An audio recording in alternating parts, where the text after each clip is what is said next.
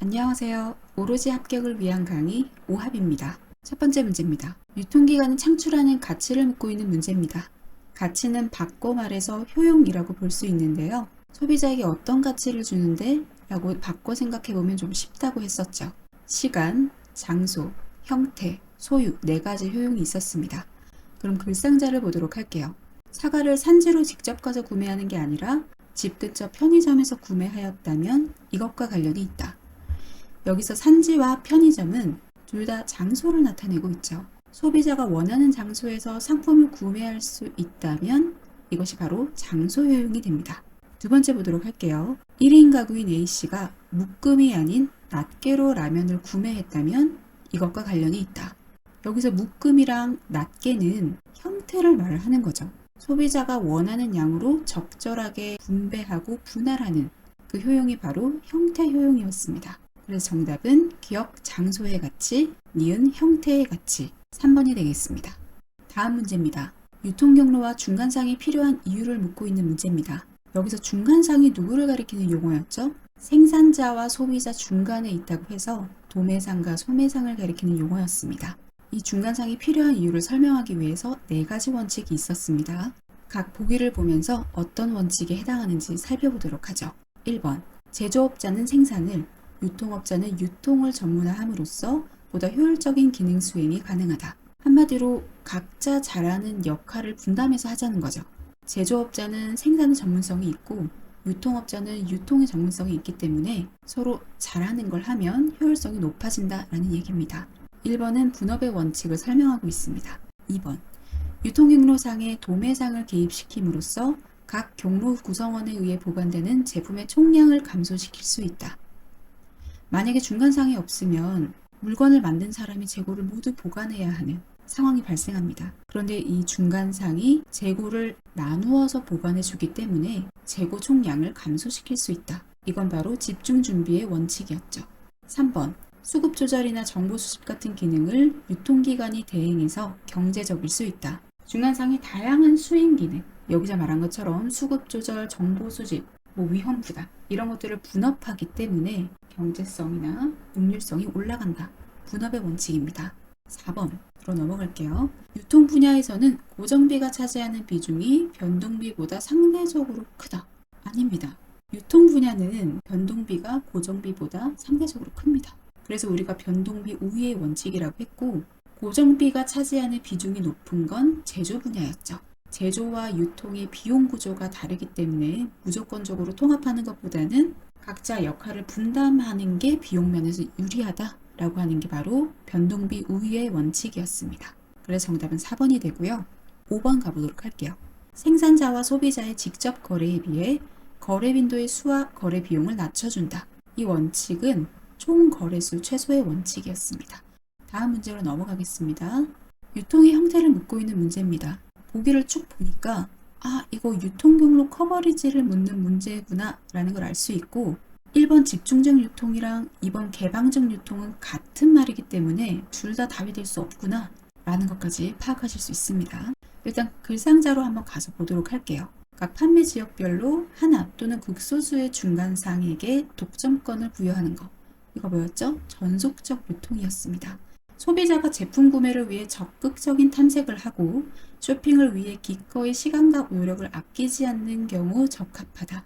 이건 바로 전문품에 대한 설명입니다.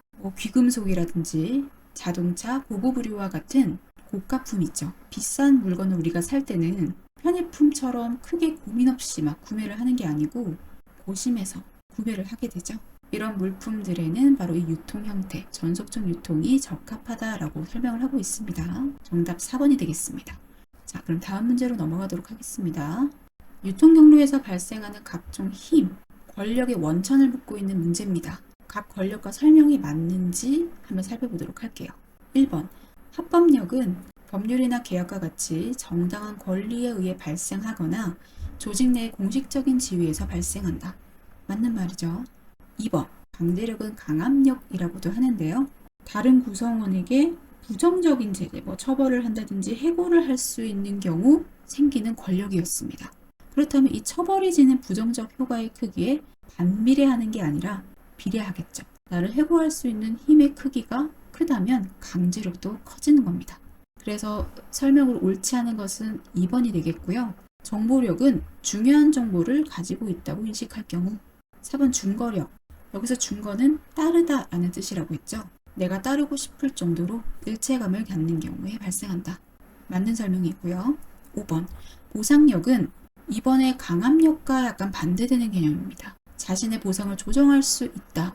나에게 긍정적인 어떤 보상을 줄 수 있다라고 인식할수록 증가할 수밖에 없겠죠. 비례한다 라고 보시면 되겠습니다. 다음 문제 넘어가겠습니다. 보기를 보니까 전방통합, 후방통합. 우리 수직적 통합 제가 설명할 때 나왔던 용어입니다. 그럼 이 두 가지를 구별하는 방법이 있었죠. 전방통합은 소비자를 기준으로 봤을 때 소비자 앞으로 가까이 다가오는 방향이면 전방이었고요. 후방은 소비자 기준으로 뒤쪽으로 멀어지는 방향이면 후방통합이었습니다. 자, 글상자를 보도록 하겠습니다. 유통경로의 수직적 통합에는 두 가지 유형이 있다. 기업은 제조회사가 도소매 업체를 소유하거나 도매상이 소매업체를 소유하는 것과 같이 공급망의 상류기업이 하류의 기능을 통합하는 것. 상류가 하류를 통합한다. 화살표 방향이 어느 쪽이죠? 소비자 쪽이죠. 그렇기 때문에 전방 통합이 되는 거고요. 니은 보겠습니다. 소매업체가 도매 기능을 수행하는 것과 같이 공급망의 하류에 위치한 기업이 상류의 기능까지 통합하는 것. 하류에서 상류로 가는 방향은 소비자에게서 멀어지는 방향이죠. 그렇기 때문에 후방 통합이 됩니다. 그래서 정답은 2번이 되겠습니다. 다음 문제 가겠습니다. 기업형 수직적 유통경로 시스템에 대한 설명으로 옳지 않은 걸 고르는 문제입니다. 이 기업형 VMS는 한 경로 구성원이 다른 경로 구성원을 법적으로 소유하고 관리하는 유형이었죠. 통합의 규모가 워낙 크기 때문에 규모의 경제를 실현할 수 있다라고 했습니다. 자, 1번 보겠습니다. 생산에서 판매에 이르는 시간을 단축시켜 시장 환경에 신속하게 대응할 수 있다. 맞습니다. 이런 장점 때문에 수직적으로 통합을 하는 거죠. 2번 내부 직원이 아웃소싱 업체에 비해 경쟁의식이 떨어질 경우 실적이 저조할 수 있다. 이거는 상식적으로 맞는 말이죠. 우리 회사 직원이 외부 업체 직원에 비해서 더 앞서가려는 의식이 떨어지면 실적이 저조할 수가 있죠. 3번 외부 업체에게 돌아갈 마진을 내부화함으로써 수익성을 제고시킬 수 있다. 맞는 설명이죠. 통합을 하기 전에는 외부 업체의 특정 기능을 맡기면서 거기에 해당하는 마진을 외부 업체가 가져갔을 거죠. 그런데 수직적으로 통합을 했기 때문에 외부 업체에게 돌아갈 마진을 내부화할 수 있다. 그래서 수익성을 제고시킬 수 있다. 맞는 설명입니다. 4번 수요가 줄어들거나 경쟁에서 뒤처질 경우 유연하게 대응할 수 있다.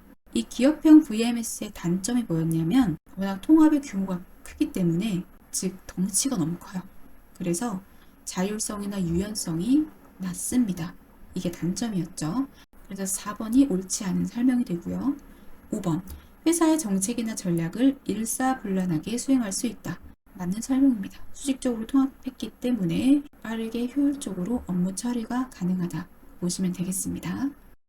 유통경로의 유형 중 가맹본부로 불리는 경로 구성원이 계약을 통해서 생산 유통 과정의 여러 단계를 연결시키는 형태의 수직적 마케팅 시스템으로 가장 옳은 것은 자, 여기서 힌트가 몇 가지 있습니다. 일단 계약을 한다는 거고요. 그럼 계약형 VMS라는 것이고 그 중에서도 가맹본부가 있다 라는 말은 가맹점도 있다라는 거예요. 이렇게 가맹본부가 가맹점과 계약을 해서 생산 유통 과정의 여러 단계를 수직적으로 통합하는 것을 프랜차이즈 시스템이라고 합니다. 그래서 정답은 4번이 되겠습니다. 다음 문제 가도록 하겠습니다. 유통경로 경쟁을 묻고 있습니다. 자, 기업부터 가볼까요? 동일한 경로 수준상의 여기까지만 봤을 때 일단은 수직적 경쟁은 아니구나 라는 걸 아실 수 있겠죠. 그리고 서로 다른 유형을 가지는 즉 서로 다른 업태를 가지고 있다는 뜻입니다. 이것은 바로 업태 간 경쟁이 되겠죠. 반대로 업태 내 경쟁 같은 경우는 서로 동일한 유형을 가지는 업체끼리 경쟁하는 것을 말했습니다. 니은 보도록 하겠습니다. 하나의 마케팅 경로 안에서 서로 다른 수준의 구성원들 사이의 경쟁을 말한다. 여기서 서로 다른 수준의 구성원들이라고 했기 때문에 수평적 경쟁이 아니라 수직적 경쟁이 됩니다. 정답은 4번이 되겠습니다. 다음 문제 가겠습니다. 기업이 오프라인, 온라인, 모바일 등의 모든 채널을 연결해 모든 채널을 연결한다? 바로 옴니 채널에 관한 설명입니다. 말 그대로 모든 채널이 유기적으로 연결되어 있기 때문에 고객이 마치 하나의 매장을 이용하는 것처럼 느끼도록 하는 쇼핑 시스템입니다. 제가 강의에서 아마존을 사례로 들었습니다. 아마존은 원래 온라인으로 시작했지만 오프라인으로 사업을 확장했다, 이런 얘기를 했었죠. 다음 문제로 가겠습니다. 모바일 쇼핑의 주요한 특성으로 옳지 않은 것은 1번, 스마트폰이 상용화되면서 모바일 쇼핑이 증가하게 되었다. 맞는 설명이죠. 폰 안 쓰는 분들 찾기가 힘들 정도로 상용화가 됐기 때문에 이 스마트폰을 이용한 모바일 쇼핑 역시 증가하게 됐다. 맞는 설명입니다. 2번, 기존의 유통업체들도 진출하는 추세로 경쟁이 치열해졌다. 모바일 쇼핑 시장이 워낙 커졌기 때문에 기존의 유통업체들도 다 모바일로 진출하는 추세입니다. 3번, 가격과 함께 쉽고 편리한 구매 환경에 대한 중요성도 높아졌다. 맞는 설명이죠. 가격 경쟁력도 있겠지만 소비자들이 사용하기 편한 구매 환경 역시 중요해졌죠. 4번입니다. 스마트폰을 통해 가격을 검색하고 오프라인 매장에서 실물을 보고 구매하는 쇼루밍이 증가하고 있다. 자, 이 설명은 쇼루밍이 아니라 역쇼루밍에 대한 설명입니다. 쇼루밍은 오프라인 매장에서 실물을 보고 온라인에서 보다 저렴하게 구매하는 경우를 얘기합니다. 지금 설명이 반대로 되어 있기 때문에 4번이 정답이 되겠고요. 5번, 정기적인 구매가 이루어지는 생필품은 모바일 쇼핑의 대표적인 판매 품목 중 하나이다. 쿠팡 사용하는 분들의 구매 목록을 보시면 이 생필품들이 굉장히 많이 들어가 있죠. 맞는 설명이 되겠습니다. 오늘의 마지막 문제입니다. 플랫폼 비즈니스에 대한 설명으로 옳지 않은 것을 고르는 문제입니다. 1번, 플랫폼을 통해 사람과 사람, 사람과 사물을 연결해서 새로운 유형의 서비스가 창출된다. 플랫폼 비즈니스의 정의에 해당하는 설명입니다. 2번, 정보통신의 발달은 사람 간의 교류를 더 빠르고 효율적으로 실현시키면서 플랫폼 비즈니스 성장에 긍정적인 영향을 미치고 있다. 맞습니다. 점점 더 다양한 플랫폼들이 우후죽순 생겨나고 있죠. 3번, 플랫폼 비즈니스의 구성원은 플랫폼 구축자, 즉 플랫폼을 만든 사람과 플랫폼 사용자, 플랫폼을 사용하는 사람으로 크게 나뉜다. 맞는 설명이고요. 4번, 플랫폼은 소식, 물건, 서비스 등 다양한 유형의 콘텐츠 교류가 가능하게 해주는 일종의 장터이다. 당근마켓 생각해 보시면 당근마켓은 중고 물품을 서로 교류하기도 하지만 물건을 옮겨주는 서비스라든지 그런 것도 교류가 가능하고 있죠. 마지막 5번입니다. 플랫폼 비즈니스 사업자는 플랫폼을 제공해주는 대가를 직접적으로 취할 수 없으므로 광고 등을 통해 간접적으로 수익을 올리는 비즈니스 모델이다. 아닙니다. 지난 강의에서 플랫폼 비즈니스 수익에 대해서 얘기를 할 때 플랫폼 주도 기업과 참여자 또는 참여자 간의 공동의 이익이 존재해야 한다라고 설명을 했죠. 그래서 대가를 직접적으로 취할 수 없다라는 설명은 잘못됐다. 공동의 이익이 존재한다 라고 알고 계시면 되겠습니다. 그럼 첫 번째 문제 가도록 하겠습니다. 제품에 대한 소유권을 갖고 제조업자로부터 제품을 취득하여 소매상에게 바로 운송하는 한정기능 도매상으로 오른 것은 지난 시간에 한정기능 도매상의 종류에 대해서 공부를 했었죠. 재고 보관에 대한 부담이 없으면서 제조업자로부터 소매상에게 바로 물건을 운송하게끔 하는 도매상은 바로 직송 도매상이었습니다. 재고 보관을 해야 되는 부담이 없기 때문에 물류 비용이나 인건비를 절감할 수 있는 장점이 있다라고 설명했었죠. 그래서 정답은 4번 직송 도매상이 되겠습니다. 다음 문제입니다. 소매업체의 유형에 대한 설명으로 옳지 않은 것을 고르는 문제입니다. 1번 복합 쇼핑몰은 쇼핑을 하면서 여가도 즐길 수 있게 구성된 대규모 상업시설이다. 맞습니다. 우리나라의 대표적인 복합 쇼핑몰은 스타필드가 있다 라고 설명을 드렸죠. 2번 팩토리 아울렛은 제조업체가 직영체제로 운영하는 상설 할인 매장이다. 맞는 설명입니다. 일단 아울렛은 크게 두 가지 종류가 있습니다. 디자이너나 패션 제조업체가 직영하는 경우가 팩토리 아울렛 또는 제조업체 아울렛이라고 하고요. 우리가 흔히 알고 있는 현대 프리미엄 아울렛이라던가 롯데 프리미엄 아울렛 이런 거는 패션 백화점이나 전문점이 직영하는 유통업체 아울렛이 되겠습니다. 3번 편의점은 고객의 접근성이 높은 지역에 위치하며 고마진, 저회전율을 특징으로 한다. 틀린 설명입니다. 편의점은 고마진, 고회전율을 특징으로 하는 소매업체였습니다. 정답은 3번이 되겠고요. 4번 창고형 할인점은 고객 서비스 수준은 최소로 제공하지만 넓은 매장에서 저렴한 가격으로 상품을 제공한다. 맞는 설명입니다. 트레이더스나 코스트코가 이 창고형 할인점에 해당합니다. 5번 전문 할인점은 특정 상품에 대해 깊이 있는 상품 구색을 갖추고 있다. 제가 지난 강의에서 카테고리 킬러 설명하면서 ABC마트, 하이마트를 예로 설명을 드렸던 부분입니다. 그래서 정답은 3번이 되겠습니다.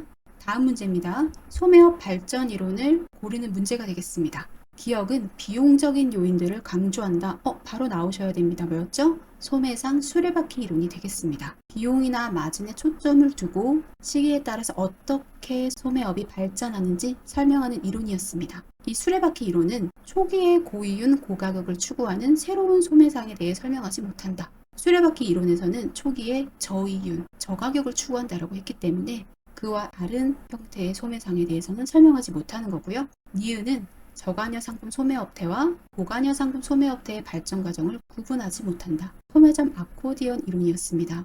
소매점 아코디언 이론 같은 경우는 얼마나 다양한 종류의 상품을 취급하는지 상품 계열수의 측면에서 발전 과정을 설명하고 있는 이론이었죠. 그렇기 때문에 관여도와 관련이 있는 저가녀 상품 소매업태나 고가녀 상품 소매업태의 발전 과정은 구별하지 못한다라고 보시면 되겠습니다.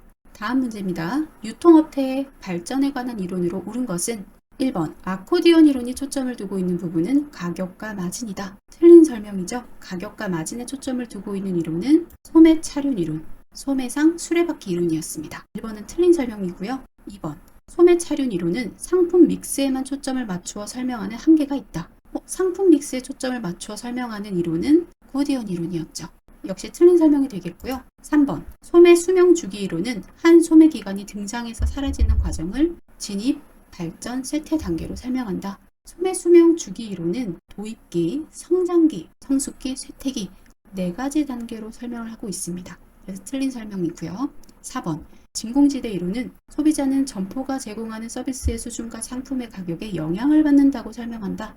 맞는 설명이 되겠습니다. 그리고 이 진공지대 이론 같은 경우에는 기존의 소매업체가 다른 유형의 소매업체로 변환할 때, 바뀔 때 그 빈자리 진공지대를 새로운 형태의 소매업체가 차지하더라 라고 설명하는 이론이었습니다.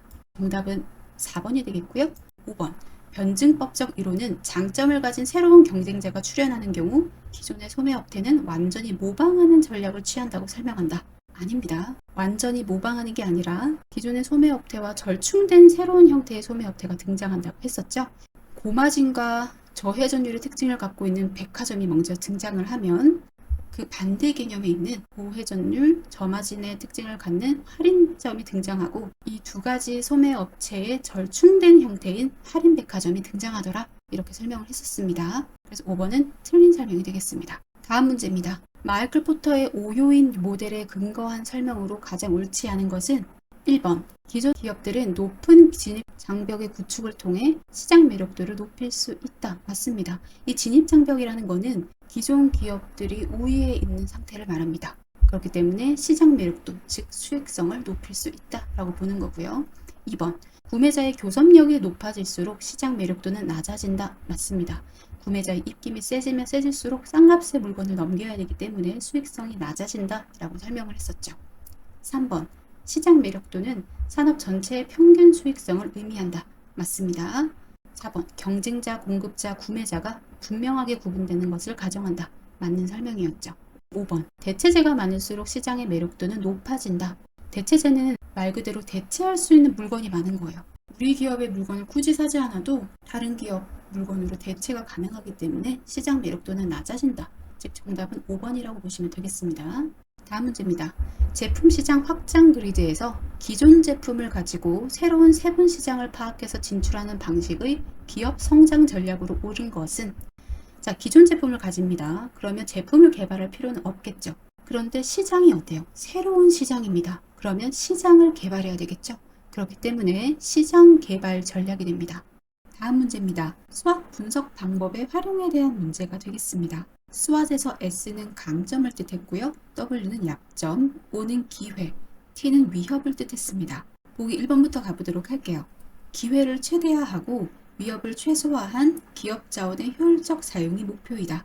맞는 설명이 되겠습니다. 2번 SO 상황에서는 강점을 적극적으로 활용한 시장 기회 선점 전략을 구사한다. 맞습니다. 기업 내부 환경의 강점도 있고요. 외부 환경의 기회까지 있는 상황이기 때문에 시장 기회를 선점할 수 있도록 공격적인 전략을 구사하게 됩니다. 3번, WT 상황에서는 약점을 보완하기 위해 투자를 대폭 강화한 공격적 전략을 구사한다. 아까 공격적 전략은 SO 상황에서 구사하는 거였죠. WT 상황은 기업의 내부 약점과 외부 위협이 공존하기 때문에 사업 철수 전략을 고려합니다. 때문에 정답은 3번이 되겠고요. 4번, WO 상황에서는 약점을 보완하여 시장의 기회를 활용할 수 있는 전략적 제휴를 실시한다. 맞는 설명이죠. 5번, ST 상황에서는 시장의 위협을 회피하기 위해서 제품 확장 전략을 사용한다. 맞습니다. S, 강점이 있는 상황이죠. 그렇기 때문에 이 기업 내부의 강점을 적극적으로 활용하고 위협을 회피할 수 있는 제품 확장 전략을 사용합니다. 다음 문제입니다. 에머슨의 직계 참모식 조직, 단점에 대한 설명으로 옳지 않은 것을 고르라는 문제입니다. 이 라인 스태프 조직으로 제가 설명을 드렸었는데요. 1번부터 가보도록 하겠습니다. 명령 체계와 조언, 권고적 참여가 혼동되기 쉽다. 맞습니다. 라인 조직에서 명령 체계를 담당하고 있고요. 조언과 권고는 스태프 조직에서 담당하고 있죠. 그렇기 때문에 이 두 가지가 혼동되기가 쉽다. 맞는 설명이고요. 2번, 집행 부분이 스태프 부분의 자료를 신속 충분하게 제공하지 않으면 참모 부분의 기능은 잘 발휘되지 못한다. 맞는 설명이 되겠습니다.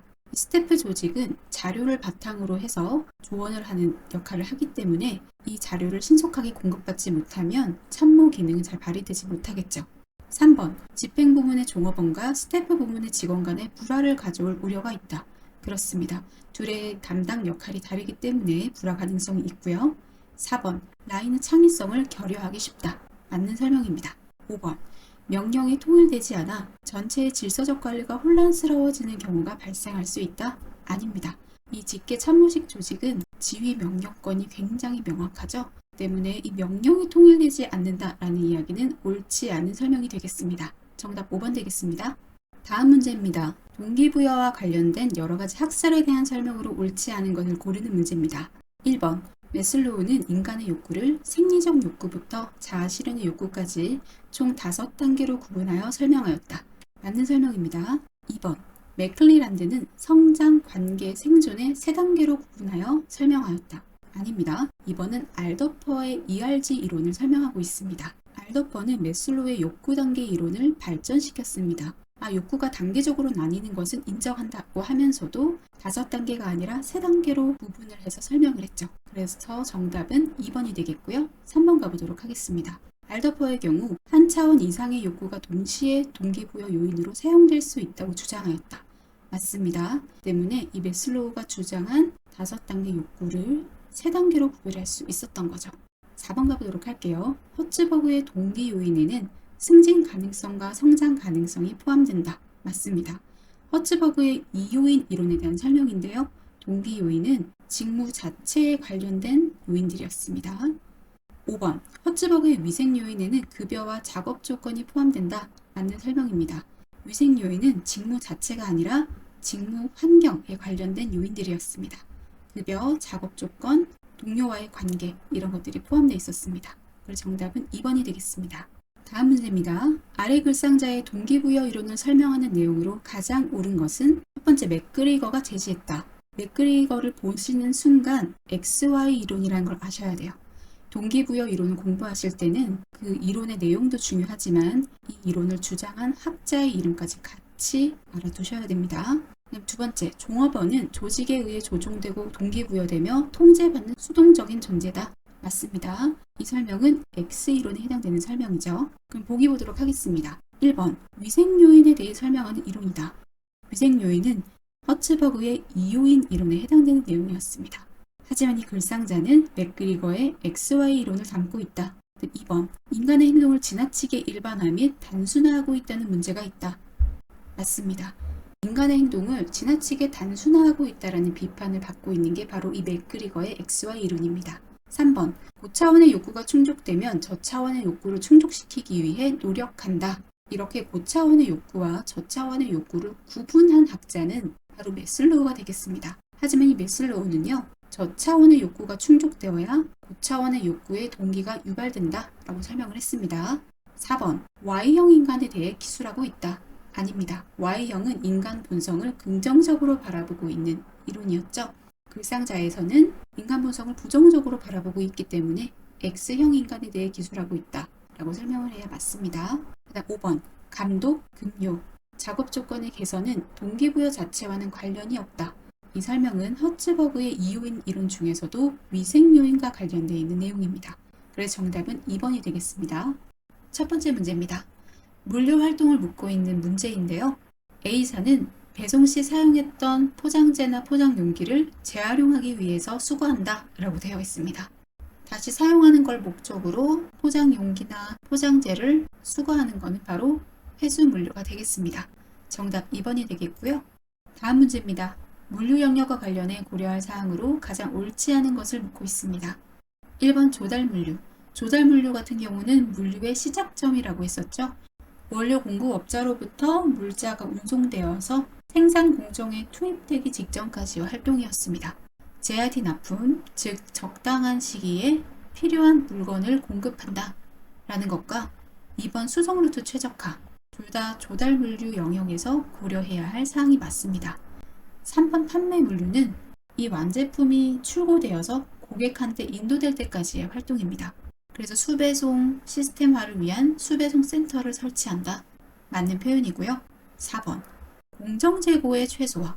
물건을 만드는 과정에서 발생하는 재고를 최소화하는 건 판매 물류가 아니라 생산 물류에서 고려해야 할 사항입니다. 그래서 정답은 4번이 되고요. 5번 반품 물류. 반품 물류 같은 경우에는 판매된 제품이 문제가 있어서 상품을 교환하거나 반품하는 걸 얘기했죠. 그렇기 때문에 주문 예측 정밀도를 높여서 반품을 감소시키려고 노력한다. 맞는 설명이 되겠습니다. 다음 문제입니다. 경제적 주문량을 계산하시오 라는 문제가 되겠습니다. 우리 지난 시간에 이 경제적 주문량을 구하는 공식을 배웠었죠. 이 공식에 하나하나 값을 대입해서 EOQ를 계산하시면 되겠습니다. 이 문제를 읽어보니까 이 연간 단위 재고 비용은 9원이죠. 그래서 분모에는 9가 들어갔고요. 분자의 2 곱하기 1회당 주문 비용이 150원이죠. 그래서 150을 곱하고 연간 수요량 19,200개 이렇게 해서 계산을 하면 총 800개가 나옵니다. 다음 문제입니다. JIT와 JIT2와의 차이점에 대한 설명입니다. 우리가 표로 정리해서 공부를 했었죠. 1번부터 보도록 하겠습니다. JIT는 부품과 원자재를 원활히 공급받는 데 초점을 두고 JIT2는 부품, 원부자재, 설비 공구, 일반 자재 등 모든 분야를 공급받는 데 초점을 둔다. 맞는 설명입니다.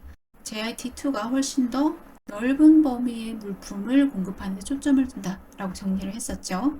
2번, JIT가 개별적인 생산 현장을 연결한 것이라면 JIT2는 공급 체인상의 파트너 연결과 그 프로세스를 변화시키는 시스템이다. 맞는 설명입니다. 3번, JIT는 자사 공장 내의 무가치한 활동을 감소 제거하는 데 주력하고 JIT2는 기업 간의 중복 업무와 무가치한 활동을 감소 제거하는 데 주력한다. 맞는 설명입니다. 4번, JIT가 풀형인 MRP와 대비되는 푸시형의 생산 방식인데 비해 JIT2는 JIT와 MRP를 동시에 수용할 수 있는 기업 간의 운영체제를 의미한다. 틀린 설명입니다. 이 푸시형 같은 경우에는 생산 계획에 따라 물건을 공급하는 방식이었고요. 풀형 같은 경우에는 수요에 따라 생산을 조정하는 방식이었습니다. JIT 같은 경우는 풀형 생산 방식이었고요. JIT2는 풀형과 MRP, 즉 푸시형을 동시에 수용하더라 라고 정리를 했습니다. 그래서 정답은 4번이 되겠고요. 5번, JIT가 물동량의 흐름을 주된 개선 대상으로 삼는 데 비해 JIT2는 기술 영업 개발을 동시화하여 물동량의 흐름을 강력히 통제한다. 맞는 설명이 되겠습니다. 다음 문제입니다. 제3자 물류에 대한 설명으로 옳은 걸 고르는 문제인데요. 보기를 보니까 이거 물류 아웃소싱과 비교하는 문제구나 라고 감을 잡으셔야 합니다. 그러면 각 보기가 아웃소싱인지 제3자 물류인지 구별하면 되겠죠. 1번, 거래 기반의 수발주 관계다. 이건 물류 아웃소싱이었죠. 제3자 물류 같은 경우에는 전략적 제휴를 통해서 1년 이상의 장기간 거래를 하더라 라고 배웠습니다. 2번, 운송, 보관 등 물류 기능별 서비스를 지향한다. 물류 기능 중에 일부를 위탁하는 것을 물류 아웃소싱이라고 했죠. 제3자 물류는 종합적인 물류 서비스를 지향한다 라고 했습니다. 3번 일회성 거래관계. 이건 역시 물류 아웃소싱이었고요. 제3자 물류 같은 경우는 1년 이상의 장기적인 거래를 한다 라고 했고요. 4번 종합 물류 서비스 지향. 이게 바로 제3자 물류에 대한 설명이죠. 그래서 정답은 4번이 되겠고요. 5번 정보 공유가 불필요하다. 이거는 물류 아웃소싱에 대한 이야기였습니다. 필요할 때마다 거래하는 거기 때문에 정보 공유가 필요하진 않다. 하지만 제3자 물류 같은 경우에는 정보 공유가 필요하다라고 정리했습니다. 다음 문제입니다. 물류 채산 분석에 대한 설명으로 가장 옳은 것은 보기를 보니까 물류 원가 분석과 비교해서 나온 문제구나 라는 걸 알 수 있습니다. 1번 물류 활동의 업적 평가를 위해 실시한다. 물류 원가 분석이었죠. 이 물류 채산 분석 같은 경우에는 의사결정을 목적으로 실시하는 거였습니다. 2번 물류 업무의 전반을 계산 대상으로 한다. 마찬가지 물류 원가 분석이고요. 물류 채산 분석 같은 경우에는 특정한 개선안이나 투자안이 나왔을 때 그것을 계산 대상으로 합니다. 3번 항상 일정한 계산 방식을 사용한다. 마찬가지 물류 원가 분석이고요. 물류 채산 분석 같은 경우에는 계산 방식이 일정하지 않습니다. 그때그때 필요한 계산 방식을 사용한다고 보시면 되겠어요. 4번 각 예산 시기별로 실시한다. 이렇게 주기적으로 실시하는 것은 물류 원가 분석이었죠. 마지막 5번입니다. 임시적으로 계산하며 할인 계산을 한다. 이게 바로 물류 채산 분석이었습니다. 반면에 물류 원가 분석은 이렇게 할인 계산을 하지 않고 원가로 계산을 하게 됩니다. 그래서 정답은 5번이 되겠습니다. 다음 문제입니다. 보관의 원칙을 모르는 문제가 되겠습니다. 기억에 따르면 출입구가 동일한 창고의 경우 입출하 빈도가 높은 경우에는 출입구에 가까운 장소에 보관하고 낮은 경우에는 출입구에서 먼 장소에 보관한다. 입출하 빈도라는 말은 회전율을 말하는 거죠. 그렇기 때문에 기억은 회전 대응 보관의 원칙이 되겠고요. 니은은 식품과 같이 제품의 부패 및 노후화를 회피하기 위해 적용한다 라고 되어 있습니다. 그래서 니은 같은 경우에는 선입 선출의 원칙이 되겠습니다. 먼저 들어온 걸 먼저 내보낸다 라는 건데요. 우리가 편의점이나 마트에 가서 식품을 고를 때 소비기한이 가장 짧은 식품이 가장 앞으로 진열되어 있는 경우를 생각하시면 되겠습니다. 정답은 4번이 되겠습니다. 다음 문제입니다. 공급업체와 구매업체의 재고관리 영역에서 구매업체가 가진 재고 보충에 대한 책임을 공급업체에게 이전하는 전략을 묻고 있습니다. 재고 보충에 대한 책임이 공급업체에게 있다. 이렇게 하면 바로 VMI가 나와야 합니다. 이 VMI는 공급자 주도 재고 관리라고 공부를 했었고요. 유통업체가 공급자에게 정보를 제공을 하면 공급업체가 수요 예측을 진행해서 상품의 적정 납품량을 결정하면서 이 재고 보충을 담당하는 걸 얘기했습니다. 공급 사슬 관리, SCM의 관련 기법으로 등장했던 개념입니다. 그래서 정답은 5번이 되겠습니다. 마지막 문제입니다. 글상자에서 설명하는 개념을 묻고 있는 문제입니다. 글상자 보겠습니다. 제품에 대한 최종 수요자의 수요 변동폭은 크지 않지만 소매상, 도매상, 제조업자, 원재료 공급업자 등 공급 사슬을 거슬러 올라갈수록 변동폭이 크게 확대되어 수요 예측치와 실제 판매량 사이의 차이가 커지게 된다. 자, 이 현상을 뭐라고 했었죠? 바로 채찍 효과라고 했습니다. 정답은 3번이 되겠고요. 제가 그림을 보여드리면서 이 현상을 설명해 드렸었는데요. 채찍을 휘두르는 모양이 마치 공급 사슬을 거슬러 올라갈수록 변동폭이 크게 확대되는 모습과 비슷하다고 해서 채찍 효과라는 이름이 붙여졌다고 했습니다. 소비자에서 공급업체까지 여러 단계를 거치면서 정보가 왜곡되면서 수요 변동폭이 확대되더라 라고 얘기를 했고요. 이렇게 수요 예측이 공급 사슬을 올라갈수록 부정확해지기 때문에 이걸 해결하기 위해서는 정보도 공유해야 되고 EDI처럼 전자자료를 교환한다든가 가격 변동을 줄일 수 있는 상시 저가 전략, 그리고 일괄로 주문을 처리하지 않고 소량 다빈도로 주문해야 한다 라는 것까지 정리했었습니다. 첫 번째 문제입니다. 점포 입지의 매력성에 영향을 미치는 요인들을 상권 요인과 입지 요인으로 구분할 수 있다. 입지 요인으로 가장 옳은 것은? 이라고 묻고 있습니다. 먼저 상권과 입지의 개념을 알아두시면 되겠죠? 상권은 점포가 고객을 흡인할 수 있는 공간적인 범위고요. 입지는 점포가 소재하는 위치적인 조건, 지점이 되겠습니다. 입지 요인 같은 경우에는 점포 자체에 관련된 요인들을 평가 항목으로 세울 수 있겠죠. 1번 가구 특성. 가구 특성은 상권 요인에 해당하겠죠. 시장 지역의 사람들을 분석한다는 것 때문에 상권 요인이 되겠고요. 두 번째 경쟁 강도. 마찬가지 상권 요인입니다. 세 번째 소득 수준. 마찬가지 상권 요인이 되겠고요. 네 번째, 인구 특성도 상권 요인입니다. 마지막 5번, 점포 면적. 이 항목이야말로 입지 요인이 되겠죠.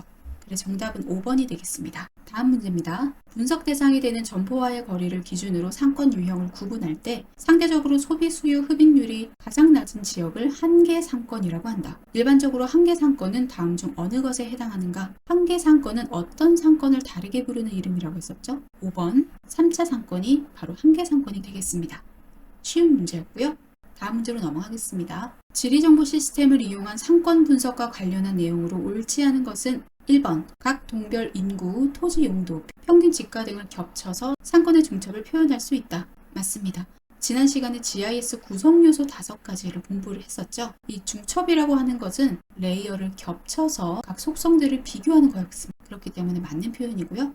두 번째, 주제도란 GIS 소프트웨어를 사용하여 데이터베이스 조회 후 속성 정보를 요약해 표현한 지도이다. 맞습니다. 이 데이터 모음집에서 내가 필요한 데이터를 불러와서 속성 정보를 요약해서 표현한 지도가 되겠습니다. 3번, 버퍼는 점이나 선 또는 면으로부터 특정 거리 이내에 포함되는 영역을 의미한다. 맞습니다. 이 버퍼는 인접한 지역을 설정해서 인접성을 분석하는 거다라고 얘기를 했었죠. 맞는 설명이고요. 4번, 교차는 동일한 경계선을 가진 두 지도 레이어를 겹쳐서 형성과 속성을 비교하는 기능이다. 틀린 설명입니다. 레이어를 겹친다라는 말이 나오면 이 구성 요소는 바로 중첩이라고 했었죠. 정답은 4번이 되겠고요. 5번, 위상이란 지리적 형상을 표현한 지도상의 상대적 위치를 알 수 있는 기능을 부여하는 역할을 한다. 맞는 설명이 되겠습니다. 다음 문제입니다. 신규 점포에 대한 상권 분석 기법이나 이론들은 기술적, 확률적, 규범적 분석 방법으로 구분하기도 한다. 다음 중 규범적 분석에 해당되는 것만을 나열한 걸 골라라 라는 문제입니다. 자, 1번부터 보도록 하겠습니다. 체크리스트법과 유추법은 기술적 방법입니다. 또는 서술적 방법이라고도 하고요. 2번, 중심지 이론, 소매인력 법칙. 이게 바로 규범적 분석이 되겠고요. 그래서 정답은 2번이 됩니다. 3번, 허프 모델, MNL 모형. 확률적 방법이었죠. 4번 유추법. 유추법은 기술적 방법이고 중심지 이론은 규범적 방법 되겠습니다. 5번 소매인력 법칙은 규범적 방법이었죠. 허프 모델은 확률적 방법이 되겠습니다. 이 세 가지 분석 방법에 어떤 법칙과 이론이 해당되는지 반드시 구분해서 학습해 주셔야 되겠습니다. 다음 문제입니다. 점포를 이용하는 고객 인터뷰를 통해 소비자의 지리적 분포를 확인할 수 있는 방법은 정답 4번 CST 고객 점표법이 되겠습니다. 이 고객이 어디에서 왔는지를 물어보고 그 해당하는 지역의 점으로 표시한다라고 했었죠. CST 같은 경우에는 애플바움의 유추법에서 활용하는 기법이기도 했습니다. 정답 4번 되겠습니다. 다음 문제입니다. 컨버스의 상권 분기점 분석법을 이용해서 분기점을 묻고 있는 문제가 되겠습니다. 이 문제를 풀기 위해서는 계산 공식을 알아두셔야 되고요. 두 도시 간의 상권 경계는 A시로부터 얼마나 떨어진 곳에 형성되겠는가 라고 물었기 때문에 A에서 분기점까지의 거리를 이용한 공식으로 계산해 주셔야겠습니다. 먼저 분모부터 계산해 보도록 하겠습니다. 1 더하기 자 A시 인구는 20만 명이고요. B시 인구는 5만 명입니다. 그래서 1 더하기 루트 20만 명분의 5만 명이 되겠고요. 분자 자리에는 A, B 두 도시 간의 거리 15km가 됩니다. 그래서 계산을 해주면 10km라는 분기점까지의 거리가 계산됩니다. 정답은 4번 되겠습니다. 다음 문제입니다. 신규 점포에 대한 상권 분석에서 전통적인 규범적 모형인 중심지 이론과 관련된 내용으로 가장 옳지 않은 것은? 자, 1번 보겠습니다. 크리스탈러가 처음으로 제시했다. 맞습니다. 이 상권 분석 이론을 공부할 때는 학자 이름까지 알아두셔야 된다고 했죠? 1번 맞는 설명입니다. 2번 상업 중심지의 정상 이윤 확보에 필요한 최소한의 수요를 발생시키는 상권 범위를 최소 수요 충족 거리라고 한다. 맞습니다. 3번 가장 이상적인 배후 상권의 모양은 정육각형이다. 맞고요. 이 정육각형이 나오는 경우는 최소 수요 충족 거리와 최대 도달 거리가 일치하는 경우라고 설명했었습니다. 4번 가겠습니다. 중심지가 수행하는 유통 서비스 기능이 지역 거주자들에게 제공될 수 있는 최대 거리를 중심지 기능의 최대 도달 거리라고 한다. 맞는 설명입니다. 5번. 한 상권 내에서 특정 점포가 끌어들일 수 있는 소비자 점유율은 점포까지의 방문 거리에 반비례하고 해당 점포의 매력에 비례한다는 가정에서 시작한다. 이건 허프의 확률 모형에 관한 설명이었죠. 그렇기 때문에 정답은 5번이 되겠습니다. 다음 문제입니다. 상권 분석에 관한 주요 이론들에 대한 설명으로 가장 옳지 않은 것을 묻고 있습니다. 1번. 라일리의 소매 인력 이론은 두 대도시 사이에 위치한 한 도시의 수요가 두 도시 각각에 유출되는 정도는 두 대도시의 상대적 규모에 비례하고 두 대도시까지의 상대적 거리의 제곱에 반비례한다고 설명한다. 맞는 설명입니다. 여기서 상대적 규모라고 한다면 인구 규모라고 생각해 주시면 되겠습니다. 2번. 컨버스는 라일리의 소매 인력 이론을 수정하여 두 도시 간의 상권 분기점을 설명한다. 맞는 설명이고요. 3번. 허프의 소매 인력 이론? 틀렸죠. 소매 인력 이론은 라일리가 주장한 거고요. 허프는 확률 모형을 주장한 사람입니다. 그렇기 때문에 정답은 3번이 되겠고요. 4번. 루스의 확률적 점포 선택 모델은 특정 점포에 대한 소비자의 접근 가능성과 매력성 평가라는 소비자 행동 요소를 포함하여 점포 선택 행동을 설명한다. 맞습니다. 이 확률 모형은 이 루스의 선택 공리라고 해서 이 확률적 점포 선택 모델을 바탕으로 하고 있는데요. 쉽게 말해서 이 특정 점포가 갖고 있는 효용이 클수록, 이 매력이 클수록 소비자는 그 점포를 선택할 확률이 높아진다라고 설명하는 겁니다. 4번 맞는 설명이 되겠고요. 5번. 크리스탈러의 중심지 이론은 소비자들이 유사 점포들 가운데 가장 가까운 점포를 선택한다고 가정한다. 맞는 설명이 되겠습니다. 다음 문제입니다. 상대적으로 광역 상권인 시, 구, 동 등 특정 지역의 총량적 수요를 추정할 때 사용되는 구매력 지수를 계산하는 수식에서 가장 가중치가 큰 변수로서 옳은 것은 묻고 있습니다. 구매력 지수 공부했을 때 총 3가지의 변수가 있었습니다. 소득비, 매출액비, 인구비 순으로 가중치가 부여한다고 했습니다. 그래서 정답은 2번. 전체 지역 대비 특정 지역의 가처분 소득 비율, 소득비가 되겠습니다. 오늘의 마지막 문제입니다. 기존 점포 간의 경쟁이 치열하진 않지만 기존 거주자들의 타 지역에서의 쇼핑 정도가 높아 시장 확장 잠재력이 커지는 상황에 대해 가장 옳게 설명하고 있는 것은 문제를 보니까 IRS와 MEP가 낮냐 높냐를 묻고 있습니다. 일단 기존 점포 간의 경쟁이 치열하지 않다라는 말은 포화 정도가 낮다라는 뜻입니다. 즉 수요가 공급보다 많은 상황이에요. 사람들이 막 구매를 하려고 하는 욕구는 큰데 근데 그거에 비해서 점포 수가 적기 때문에 경쟁이 치열하지 않은 거죠. 이런 경우는 IRS 값이 크다라고 볼 수 있고요. 그 다음에 타 지역에서의 쇼핑 정도를 근거로 계산하는 건 MEP였습니다. 그래서 이 MEP가 높아야지만 시장 성장 잠재력이 높다라고 했죠. 그래서 정답은 1번. 소매 포화 지수와 시장 성장 잠재력 지수가 모두 높은 경우고요. 이런 경우가 가장 매력적이고 이상적인 소매 입지가 된다라고 정리했습니다. 첫 번째 문제입니다. 동선과 관련한 소비자의 심리를 나타내는 대표적 원리로 가장 옳지 않은 것을 묻고 있습니다.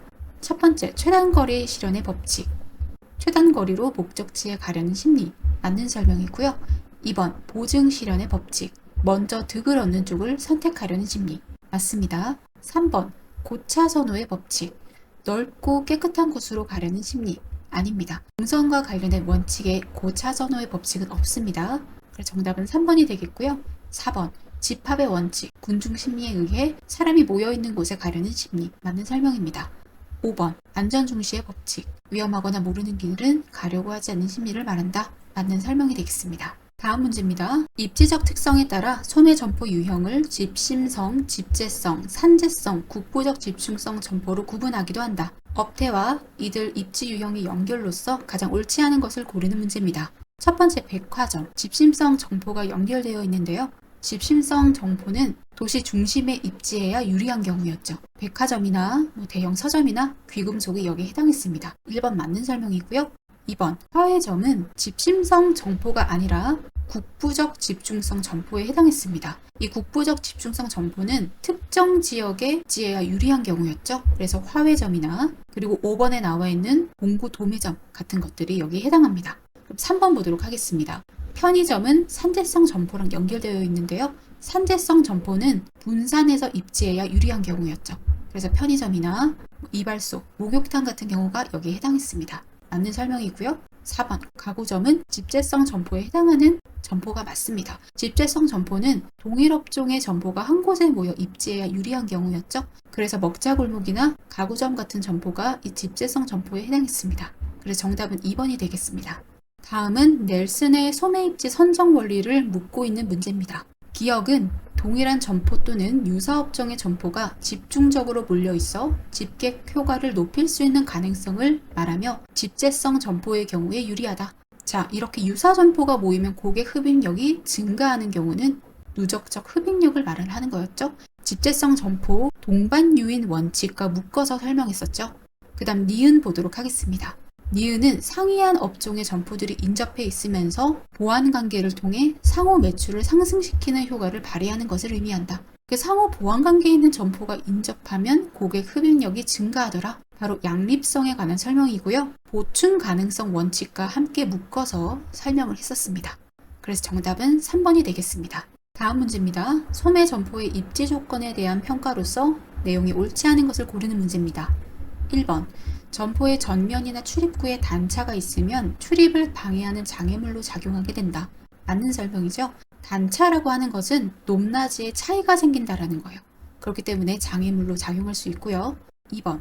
도로에 접한 점포의 정면 너비가 깊이보다 긴 장방형 형태가 가시성 확보에 유리하다. 맞는 설명입니다. 이 장방형 형태라는 것은 즉 도로와의 가로 전면이 넓은 입지가 되겠습니다. 이런 경우에는 유리한 입지가 된다라고 했었고요. 3번. 경사지 지역인 경우 소비자가 거주하는 위치를 기준으로 하부 위치보다 상부 위치가 더 유리하다. 틀린 설명이었죠. 경사지 지역인 경우에는 상부보다는 하부가 더 유리한 입지였습니다. 정답은 3번이 되겠습니다. 4번. 특정 점포만의 건축선 후퇴는 점포에 대한 가시성에 부정적인 영향을 미친다. 맞는 설명이죠. 건축선이 후퇴하게 되면 잘 보이지 않기 때문에 가시성에 부정적인 영향을 미치게 됩니다. 5번. 부지나 점포 평면의 형태는 원형이나 삼각형보다 죽은 공간의 발생이 작은 직사각형이 좋다. 맞는 설명이 되겠습니다. 입지에 관련된 문제 하나 더 풀어보도록 하겠습니다. 1번 보도록 할게요. 도로와의 전면, 가로의 전면이 넓을수록 유리하다. 앞의 문제 보기와 겹치는 부분이죠. 맞는 설명이고요. 2번. 곡선형 도로의 커브 안쪽보다는 바깥쪽이 유리하다. 맞습니다. 3번. 경사진 도로에서는 상부보다 하부가 유리하다. 맞는 설명이고요. 4번. 일방통행도로, 가시성과 접근성 면에서 유리한 것이 아니라 불리하죠. 그렇기 때문에 정답은 4번이고요. 5번. 중앙분리대. 중앙분리대가 있는 도로는 건너편 고객의 접근성이 떨어지기 때문에 불리하다. 라고 해서 정답 4번이 되겠습니다. 이번 문제는 용적률을 계산하는 문제가 되겠습니다. 일단 용적률을 구하는 공식부터 아셔야 되겠죠?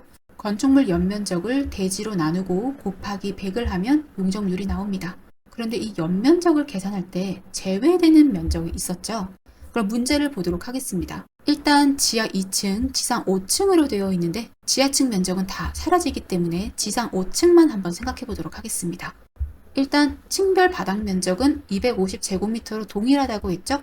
지상 1층 부속 용도에 하나는 주차장 면적이 50제곱미터로 구성되어 있다고 했죠. 그러면 일단 지상 1층에 해당하는 면적은 250에서 주차장 면적 50을 빼야 되고요. 지상 2층부터 5층까지는 따로 빠지는 면적이 없기 때문에 각각 250제곱미터로 계산을 해주면 되겠습니다. 그러면 총 건축물 연면적이 1200이 나오게 되고요. 이 1200을 대지 면적인 300제곱미터로 나눠주고 곱하기 100을 해주면 용적률 400이 나오게 됩니다.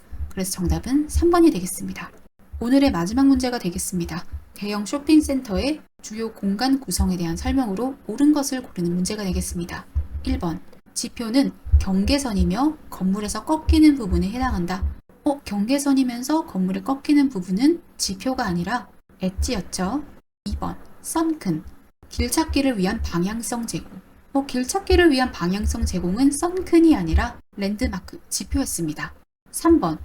결절점은 교차하는 통로의 접합점이다. 맞는 설명이 되겠고요. 정답은 3번이 되겠습니다. 4번. 지하 공간의 쾌적성과 접근성을 높인다. 이것은 구역이 아니라 썬큰입니다. 이 싱크, 가라앉다라는 단어에서 왔다고 했죠. 그래서 썬큰이 바로 지하 공간의 쾌적성과 접근성을 높이는 공간 구성 요소다. 마지막 5번. 공간과 공간을 분리하여 영역성을 부여한다. 이것은 엣지가 아니라 구역에 대한 설명이 되겠습니다. 첫 번째 문제입니다. 구매자들을 라이프 스타일 또는 개성과 관련된 특징들을 근거로 서로 다른 시장으로 세분화하는 것을 지칭하는 개념으로 옳은 것을 묻고 있습니다. 여기서 키워드는 라이프 스타일 그리고 개성이 되겠죠. 이러한 특징을 근거로 시장을 세분화하는 것을 심리 묘사적 세분화라고 정리를 했었습니다. 그래서 정답은 4번이 되겠습니다. 다음 문제입니다. 시장 표적화 전략, 즉 시장 세분화 전략을 묻고 있습니다. 글상자 보도록 하겠습니다. 이 전략을 사용하는 기업은 여러 세분 시장을 표적 시장으로 공략하기를 결정하고 각 세그먼트별로 서로 다른 제품들을 설계한다. 실제로 피자는 6개의 다른 세탁세제 브랜드를 판매하여 슈퍼마켓 매대에서 서로 경쟁하고 있다. 각 세부 시장별로 서로 다른 제품을 설계하는 경우는 바로 차별적 마케팅이라고 했었죠. 세분 시장마다 차별을 둬서 서로 다른 제품을 제공하는 경우가 차별적 마케팅이었습니다. 정답 2번 되겠습니다. 다음 문제입니다. 서비스의 소멸성을 극복하기 위한 서비스 마케팅으로 가장 옳지 않은 것을 묻고 있습니다. 소멸성이라고 하는 것은 서비스가 재고나 저장이 불가능하다라는 특성이었는데요. 이 소멸성을 극복하기 위해서는 예약을 한다던가 시간대별로 가격을 달리해서 최대한 고객을 끌어들이는 서비스 마케팅을 전개한다 라고 정리를 했었습니다. 그럼 보기 보도록 하겠습니다. 1번 예약 시스템을 통한 예약 제도 맞는 설명이고요. 2번 비수기 할인 등 시즌별 가격 차등화 맞습니다. 3번 조조 할인 등 시간대별 가격 차등화 맞고요. 4번 고객 후기 및 추천을 활용한 서비스 표준화. 이 4번 보기 설명 같은 경우는 소멸성 극복하기 위한 서비스 마케팅이 아니라 이질성을 극복하는 방안이었습니다. 서비스가 동일하게 제공되지 않기 때문에 이렇게 고객 후기나 추천을 활용한 서비스 표준화를 꾀할 수 있다라고 했습니다. 그래서 정답은 4번이 되겠고요. 5번 피크타임 동안 가용 능력의 효율성 극대화 맞는 설명이 되겠습니다. 다음 문제입니다. 서비스 품질을 평가하는 요소를 묻고 있습니다. N사는 고객의 개별적 욕구를 충족시키고자 노력하는 기업으로 포지셔닝하며 고객의 개별 선호에 맞춘 고객 응대를 실천하고 있다. 이까지만 읽어도 정답이 바로 나옵니다. 고객마다 개별적인 배려와 관심을 표시하는 것. 이것은 바로 4번 공감성에 관련된 설명이었죠. 그래서 이런 유형의 문제는 시간을 많이 들이지 마시고 바로 정답을 고르고 다음 문제로 넘어가셔야 되겠습니다.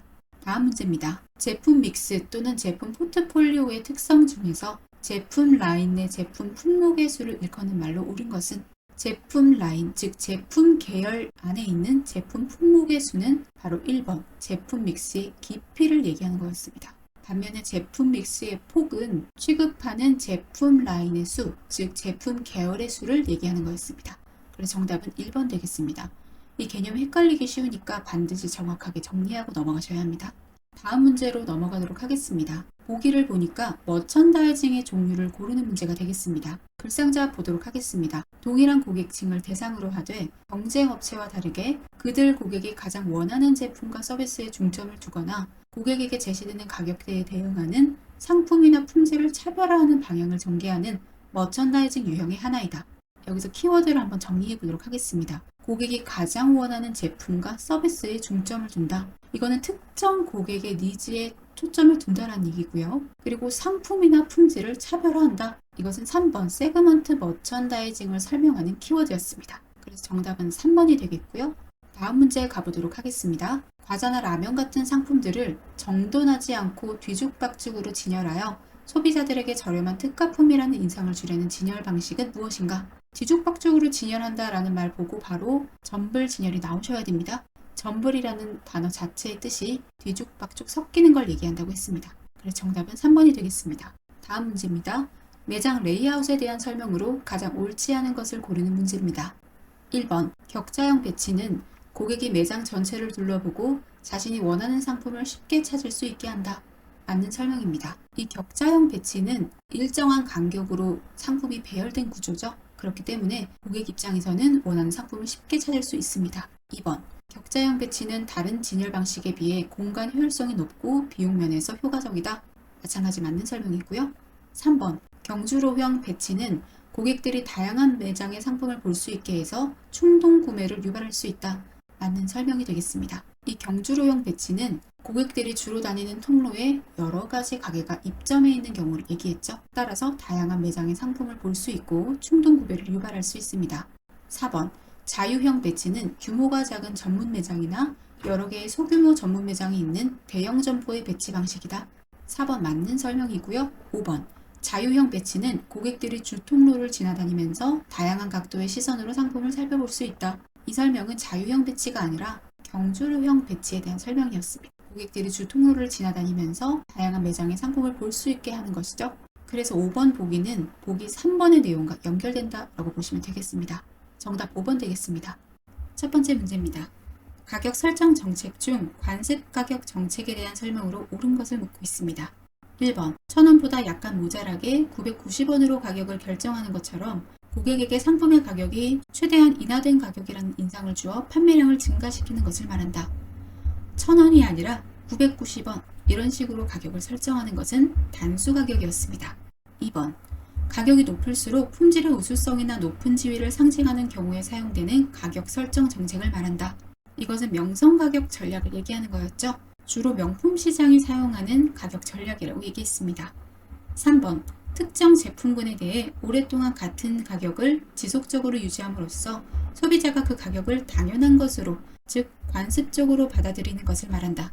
이게 바로 관습 가격 정책에 대한 설명이 되겠습니다. 정답은 3번이 되겠고요. 4번 단일 제품이 아니라 몇 개의 제품을 품질에 따라 만원, 3만원, 5만원 등과 같이 가격을 설정하는 것을 말한다. 가격대를 여러 가지 설정하는 것을 복수 가격 정책이라고 합니다. 5번 고객을 모으기 위해서 특정 제품을 아주 저렴한 가격으로 판매하는 방법을 말한다. 여기서 말하는 특정 제품은 바로 미끼 상품이죠. 이 미끼 상품으로 사람들을 유인해서 이윤이 높은 다른 상품들도 추가로 구매하게끔 유도하는 게 바로 유인 가격 정책이었습니다. 다음 문제입니다. 마찬가지 가격 설정에 관련된 문제인데요. 글상자 보도록 하겠습니다. 기억. 구매자가 특정 상품에 관하여 지불할 용의가 있는 최고 가격. 이것은 바로 유보 가격이었습니다. 다음으로 니은 보겠습니다. 구매자들의 품질을 의심하지 않고 구매할 수 있는 가장 낮은 가격. 이것은 바로 최저 수용 가격이었죠. 그래서 정답은 2번 되겠습니다. 다음 문제입니다. 시장에 도입되는 초기에 제품 가격을 낮게 설정하고 점진적으로 가격을 인상하는 방식의 가격 설정 전략으로 옳은 것을 묻고 있습니다. 이것은 시장 침투 전략이었죠. 다른 말로는 침투 가격 전략이라고 해서 정답 3번 되겠습니다. 보기 2번에 나와 있는 스키밍 전략은 상층 흡수 전략이라고 해서 침투 가격 전략과는 대비되는 개념이었죠. 초반에는 가격을 높이 설정해서 상층, 고소득층을 흡수하고요. 그 다음에 가격을 인하해서 저소득층까지 흡수하는 전략을 말했습니다. 다음 문제입니다. 다음 중 제품 수명 주기에 따른 유통 전략으로 가장 옳지 않은 것을 묻고 있습니다. 1번 도입기에는 소수의 중간상들에게만 제품을 공급하는 선택적 유통 경로가 바람직하다. 맞습니다.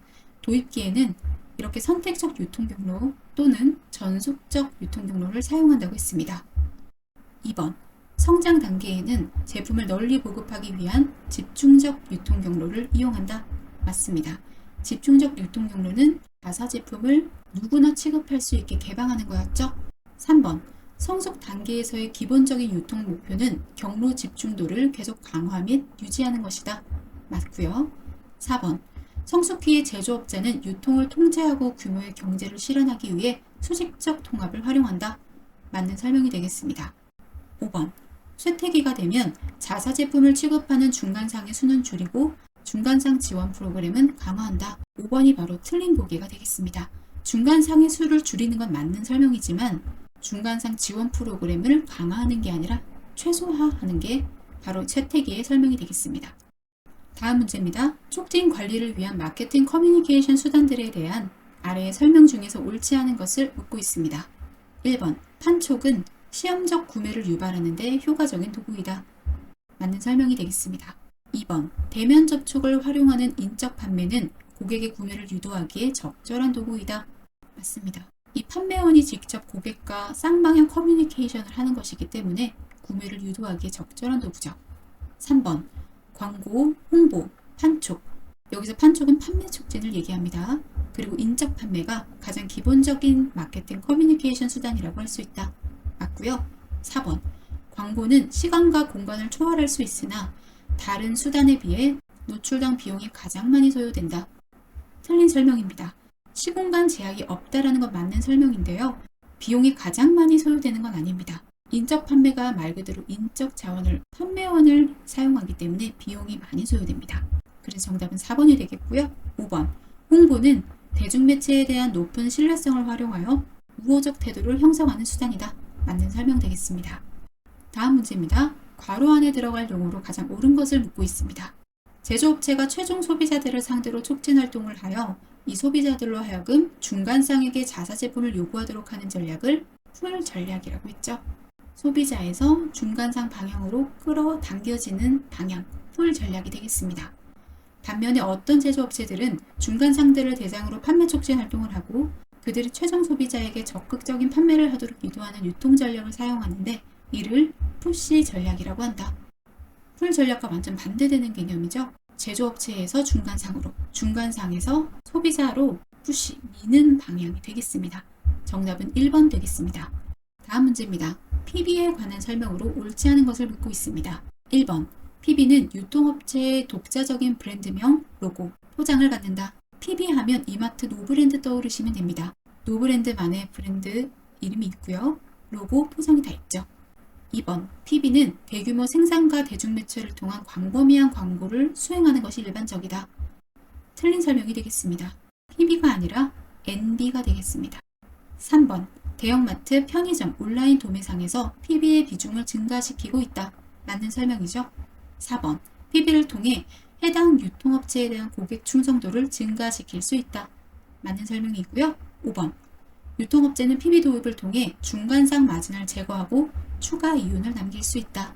맞는 설명이 되겠습니다. 정답은 2번입니다. 이렇게 여러 가지 장점이 있기 때문에 PB의 비중이 시장에서 점점 늘어나는 추세다 라고 정리해 주시면 되겠습니다. 다음 문제입니다. CRM 시스템을 구축하는 이유에 대한 설명으로 가장 옳지 않은 것을 묻고 있습니다.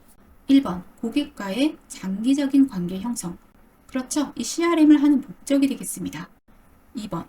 거래 업무 효율화와 수익 증대. 맞는 설명이고요. 3번. 의사결정 향상을 위한 고객에 대한 이해 활성화. 맞습니다.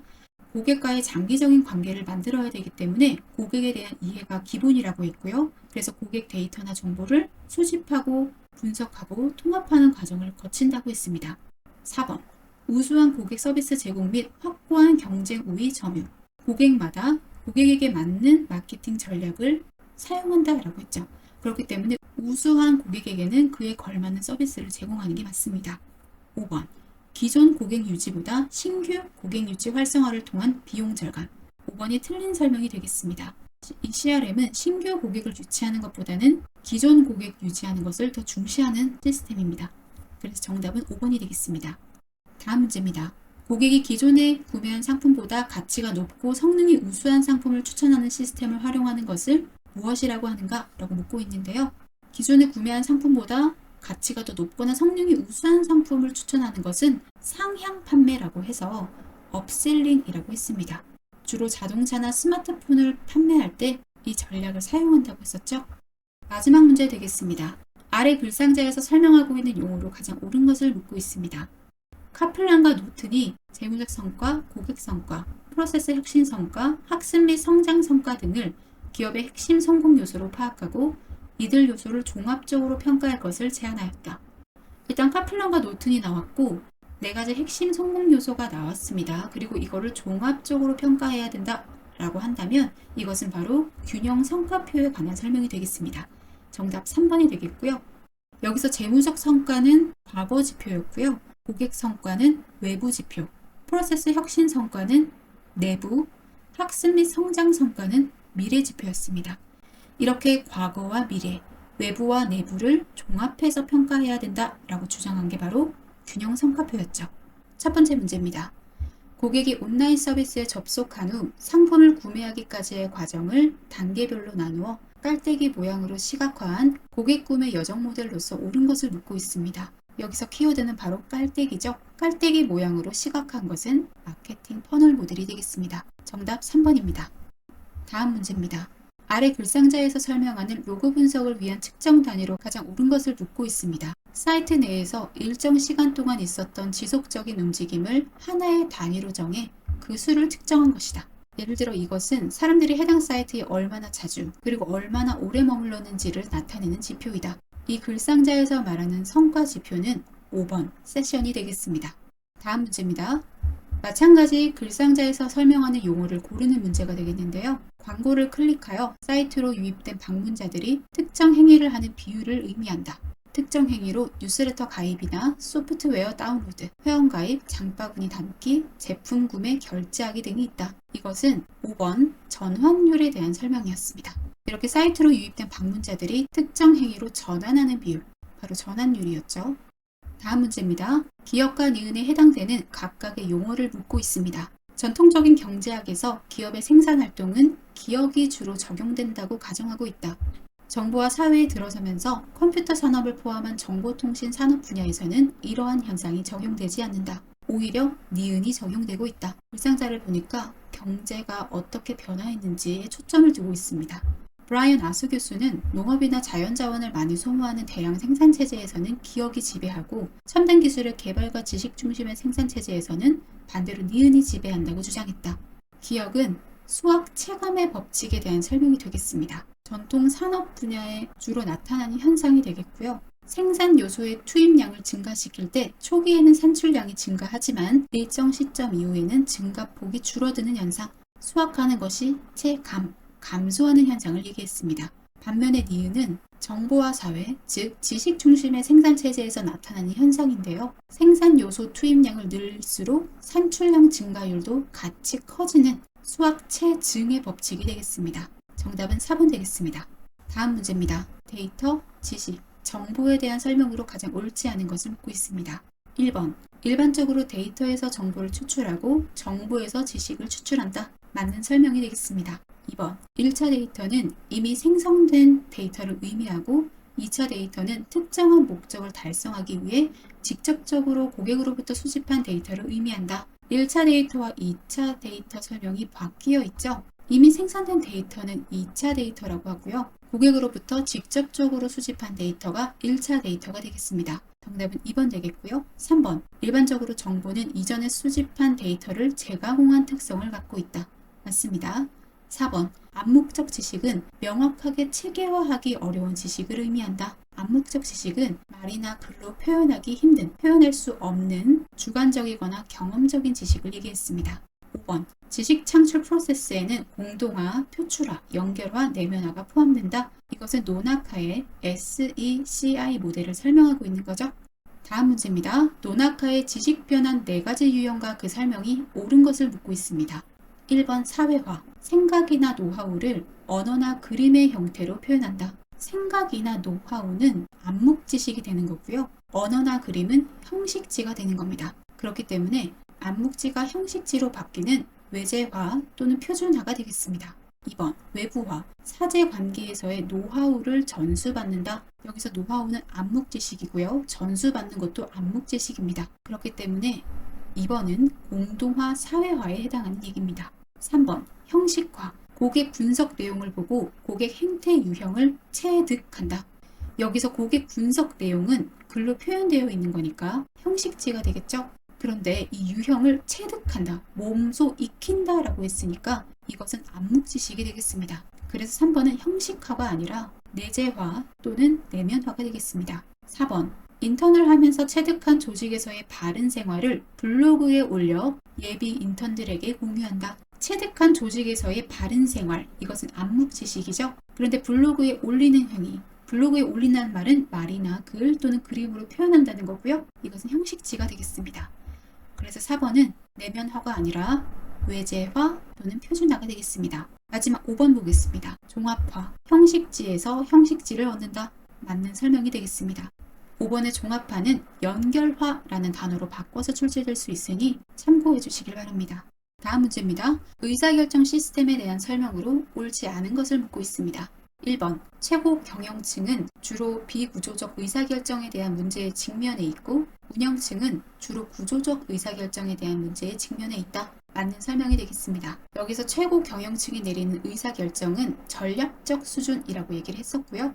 운영층이 내리는 의사결정은 운영적 수준이라고 표현했었습니다. 2번. 의사결정 지원 시스템을 이용해 의사결정의 품질을 높이기 위해서는 의사결정 시스템에서 활용하는 데이터의 품질을 개선해야 한다. 상식적으로 맞는 말이 되겠죠? 3번. 의사결정 지원 시스템은 수요 예측 문제의 민감도 분석 등에 활용한다. 그렇습니다. 4번. 운영층은 주로 의사결정 지원 시스템을 통해 마케팅 계획 설계, 예산 수립 계획 등과 같은 업무를 수행한다. 4번이 틀린 설명이 되겠습니다. 의사결정 시스템은 운영층이 대상이 아니라 최고 경영층을 대상으로 활용되는 시스템입니다. 이렇게 마케팅 계획을 설계하는 거, 예산을 수립하는 계획 같은 거는 미래지향적인 비구조적 의사결정에 해당되기 때문에 최고 경영층에 대한 설명이 되겠습니다. 정답 4번 되겠고요. 5번. 의사결정 지원 시스템의 의사결정 품질 개선을 위해 딥러닝과 같은 고차원적 알고리즘이 활용된다. 맞는 설명 되겠습니다. 다음 문제입니다. 기업 활동과 관련된 내 외부 자료를 영역별로 각기 수집, 저장 관리하는 경우 자료의 활용을 위해 목적에 맞게 적당한 형태로 변환하거나 통합하는 과정을 거쳐야 한다. 수집된 자료를 표준화시키거나 변환하여 목표 저장소에 저장할 수 있도록 도와주는 기술은 무엇인가? 여기서 키워드가 다 나왔습니다. 표준화하는 거, 변환하는 거. 자, 이 기술은 3번 ETL이 되겠습니다. ETL은 데이터베이스에서 데이터를 추출해서 가공하고 변환해서 목표 저장소인 데이터 웨어하우스에 저장할 수 있도록 도와주는 기술이었습니다. 다음 문제입니다. 데이터 웨어하우스의 특성으로 옳지 않은 것을 묻고 있습니다. 1번. 데이터 웨어하우스 내의 데이터는 주제지향적으로 구성되어 있다. 맞는 설명이고요. 2번. 데이터는 시간의 흐름에 따라 시계열적으로 저장된다. 맞습니다. 3번. 데이터는 거래 및 사건의 흐름에 따라 체계적으로 저장된다. 맞는 설명이고요. 4번. 다양한 정보 시스템의 데이터의 통합 관리를 지원해준다. 통합성에 관련된 설명이죠. 맞는 설명이 되겠습니다. 5번. 데이터 웨어하우스는 데이터마트의 하위 시스템으로 특정 이용자를 위해 디자인된 특화된 데이터베이스이다. 틀린 설명이 되겠죠. 데이터마트가 데이터 웨어하우스의 하위 시스템이 되겠습니다. 그래서 정답은 5번 되겠습니다. 다음 문제입니다. 데이터의 깊이와 분석 차원을 마음대로 조정해가면서 분석하는 OLAP, 온랩의 기능으로 가장 옳은 것을 묻고 있습니다. 피와 관련된 분석이기 때문에 정답은 3번, 드릴링이 되겠습니다. 드릴은 구멍을 뚫는 기계라고 했고요. 그렇기 때문에 깊이와 연관이 돼 있다라고 설명을 드렸죠. 그래서 정답 3번 되겠습니다. 오늘의 마지막 문제입니다. 유통업체가 수행하는 마케팅 활동 중 소비자가 특정 유형의 개인정보 처리에 대해 구체적이고 명시적이며 사전적 동의를 표시하는 별도의 조치를 취한 경우에만, 즉 동의를 한 경우에만 개인정보를 수집해서 활용하는 유형은 무엇인가? 이것은 바로 2번 옵트인이 되겠습니다. 먼저 동의를 받고 개인정보를 사용하는 형태가 되겠고요. 반면에 옵트아웃은 동의를 받지 않고 개인정보를 먼저 사용하고요. 정보 주체가 거부 의사를 밝혔을 때 개인정보 사용을 금지하는 것, 개인정보 활용을 중지하는 걸 얘기했습니다. 두 가지 헷갈리지 않게 공부해 두셔야 되겠습니다. 첫 번째 문제입니다. 바코드에 대한 설명으로 가장 옳지 않은 것을 묻고 있습니다. 1번. 유통업체의 재고 관리와 판매 관리에 도움을 제공한다. 맞는 설명이고요. 2번. 국가 표준기관에 의해 관리되고 있다. 맞습니다. GS1 코리아라고 해서 대한상공회의소 유통물류진흥원에서 관리하고 있습니다. 3번. 컬러 색상은 인식하지 못하고 흑백 색상만 인식한다. 틀린 설명 되겠습니다. 바코드는 컬러 색상도 인식이 가능합니다. 다만 바코드 스캐너가 적색 계통 색상을 백색으로 감지하기 때문에 백색과 적색 조합은 판독할 수 없다라고 얘기를 했었죠. 그래서 정답은 3번 되겠습니다. 4번. 스캐너 또는 리더기를 이용하여 상품 관련 정보를 간편하게 읽어드릴 수 있다. 맞습니다. 5번. 바코드에는 국가 코드, 제조 업체 코드, 상품 품목 코드 등에 대한 정보가 저장되어 있다. 맞는 설명 되겠습니다. 다음 문제입니다. 식별 코드와 바코드에 대한 설명으로 가장 옳지 않은 것을 묻고 있습니다. 1번. GS1 표준 상품 식별 코드는 전 세계적으로 널리 사용되는 사실상의 국제 표준이다. 맞는 설명이 되겠고요. 2번. 상품 식별 코드 자체에는 상품명, 가격, 내용물 등에 대한 정보가 포함되어 있다. 틀린 설명입니다. 식별 코드 자체에는 상품 이름이나 가격, 내용물에 대한 정보가 포함되어 있지 않습니다. 그래서 정답은 2번이 되겠고요. 3번. 바코드는 식별 코드를 기계가 읽을 수 있도록 납대 모양으로 표현한 것이다. 맞습니다. 그래서 이 숫자로 구성되어 있는 식별 코드를 바코드 심벌에 입력하는 형태라고 설명을 했었죠.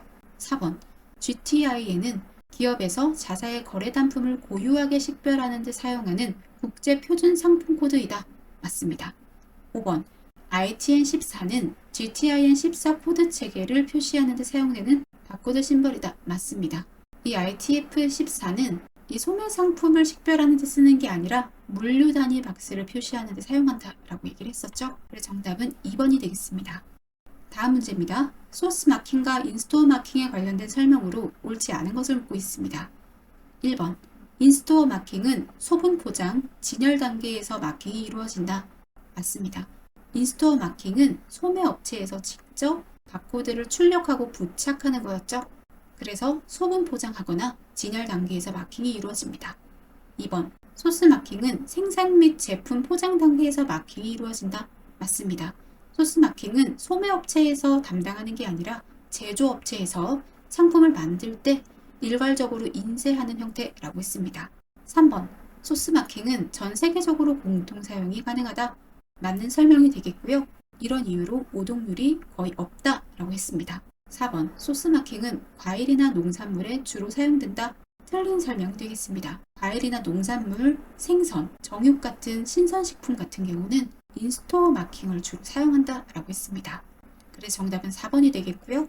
5번 인스토어 마킹은 원칙적으로 소매업체가 자유롭게 표시한다. 맞는 설명이 되겠습니다. 이렇게 자유롭게 표시할 수 있기 때문에 전 세계적으로 공통 사용할 수가 없고요. 또 사람이 일일이 부착해야 되기 때문에 비용이 많이 든다 라고 정리를 했었습니다. 정답 4번 되겠습니다. 다음 문제입니다. QR코드에 대한 설명으로 가장 옳지 않은 것을 묻고 있습니다. 1번 1994년에 일본 덴소웨이브사가 개발했다. 맞는 설명이었습니다.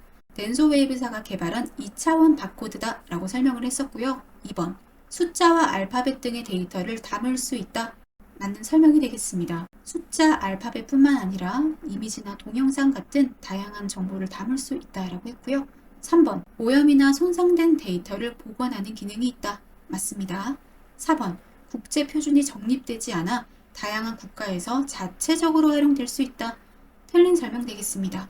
이 QR코드는 국제 표준이 정립되어 있어요. 그래서 전 세계 공통으로 사용이 가능합니다. 정답 4번 되겠고요. 5번 모바일 쿠폰, 광고, 마케팅 등 다양한 분야에 활용되고 있다. 맞는 설명 되겠습니다. 다음 문제입니다. QR코드에 대한 설명으로 옳지 않은 것을 묻고 있습니다. 1번 바코드와 동일한 양의 자료를 표현하려면 QR코드 사각형 모양의 크기가 더 커야 한다. 바코드와 동일한 양의 자료를 표현하려면 QR코드 사각형 모양은 더 작아도 됩니다. 그래서 정답은 1번이 되겠고요. 2번 QR코드는 일부분이 손상되어도 바코드와 다르게 인식률이 높은 편이다. 맞고요. 3번 바코드에 비해 저장할 수 있는 정보 양이 많다. 맞습니다. 4번 숫자, 영문자, 한글, 한자 등 다양한 데이터를 처리하는 것이 가능하다. 맞고요. 5번 360도 어느 방향에서든지 인식이 가능하다. 맞는 설명 되겠습니다. 다음 문제입니다. RFID의 특징에 대해서 옳지 않은 것을 묻고 있습니다.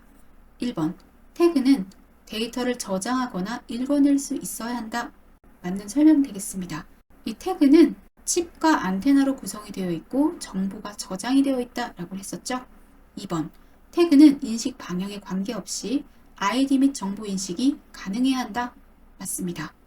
3번 태그는 직접 접촉을 하지 않아도 자료를 인식할 수 있어야 한다. 맞는 설명 되겠습니다. RFID 자체가 무선 주파수를 이용해서 직접 접촉하지 않고도 원거리에 있는 대상을 식별할 수 있는 기술이었죠. 맞는 설명 되겠고요. 4번 태그는 많은 양의 데이터를 보내고 받을 수 있어야 한다. 맞습니다. 5번 수동형 태그는 능동형 태그에 비해 일반적으로 데이터를 보다 멀리까지 전송할 수 있다. 틀린 설명 되겠습니다. 이 수동형 태그는 배터리가 없고 가격이 비교적 저렴하다라고 했죠. 그래서 비교적 데이터를 멀리 전송할 수는 없다라고 했습니다. 반면에 능동형 태그는 배터리가 있는 형태였고요. 비싸긴 하지만 데이터를 보다 멀리 전송할 수 있다라고 했죠. 따라서 올바른 보기로 만들려면 능동형 태그는 수동형 태그에 비해 일반적으로 데이터를 보다 멀리까지 전송할 수 있다라고 바꿔줘야 되겠습니다. 정답 5번 되겠습니다. 다음 문제입니다. 판매 시점 관리 시스템에 대한 설명으로 가장 옳지 않은 것을 묻고 있습니다. 여기서 판매 시점 관리 시스템은 포스 시스템을 말하는 거죠. 1번입니다. 판매 시점의 정보를 실시간으로 취합해서 관리할 수 있도록 지원하는 시스템이다. 맞는 설명이 되겠고요. 2번. 유통업체의 경우 인기 제품, 비인기 제품의 신속한 파악이 가능하고 실시간으로 재고 파악이 가능하다. 맞는 설명입니다. 3번. 판매 시점의 시스템을 통한 정보 입력으로 처리 속도 증진, 오타 및 오류 방지 등의 효과를 얻을 수 있다. 맞는 설명이 되겠습니다. 4번. 품목별 판매 실적 구성비 등 판매 시점 관리 시스템에 누적된 판매 정보로 다양한 분석이 가능하다. 맞는 설명이 되겠고요. 이렇게 판매 정보를 분석하고 관리하는 곳이 스토어 컨트롤러였습니다. 5번. 상품 판매 정보만 관리하기 때문에 고객 분석에는 활용되지 않는다. 틀린 설명이죠. 이 포스 시스템은 다양한 종류의 데이터를 분석하기 때문에 상품 판매 정보뿐만 아니라 고객 분석에도 활용될 수 있습니다.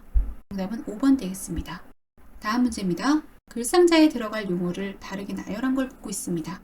기억은 데이터의 정확성과 일관성을 유지하고 전달 과정에서 위변조가 없는 것이다. 데이터에 위변조가 없는 것, 결점이 없거나 결함이 없는 것, 바로 무결성이 되겠습니다. 니은은 정보를 암호화하여 인가된 사용자만이 접근할 수 있게 하는 것이다. 니은은 기밀성에 관한 내용이죠. 그래서 정답은 2번이 되겠습니다. 오늘의 마지막 문제입니다. 전자 상거래상에서 발생할 수 있는 보안 위협과 관련된 설명 중 가장 옳지 않은 것을 묻고 있습니다. 1번. 자기 자신을 복제하여 다른 파일을 확산시키는 컴퓨터 프로그램을 바이러스라 한다. 맞고요. 2번. 사용자의 동의 없이 설치되는 프로그램인 애드웨어 자체는 불법이 아니지만 그에 따르는 보안상의 문제가 위험 요소가 된다.